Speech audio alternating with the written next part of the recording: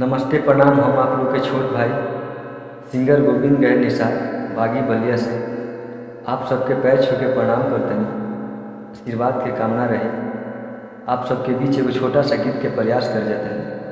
अगर वो गीत में हमसे कोनो भी त्रुटि होखे, कोनो भी गलती होखे, तो आप सब अपन छोट लड़का भाई भतीजा चाहे कुछ भी समझ के माफ़ कर दीजिए।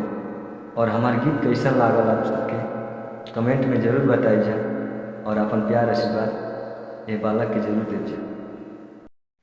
खटते खटते जइहे, खटते खटते जइहे, आज जिंदगी बदली हो।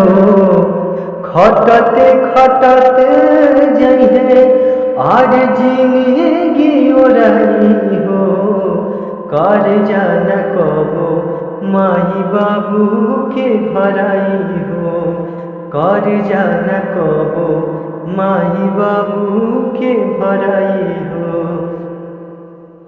कोखिया के पिंजरा के सुगना बनाई के 9 महीना रखली तोह के छुपाई के हो।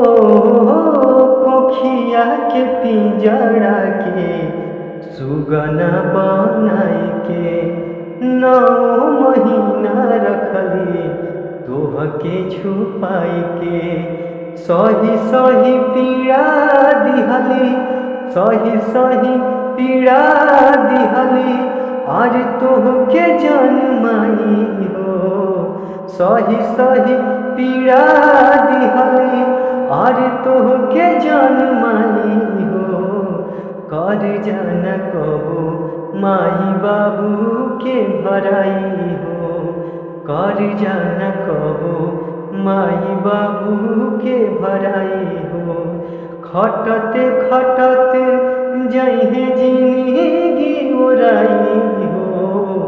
खटते खटते जइहे, खटते खटते जइहे, आर जिंदगी ओराई हो। कर जाना कबो माई बाबू के भराई हो। कर जाना कबो माई बाबू के भराई हो।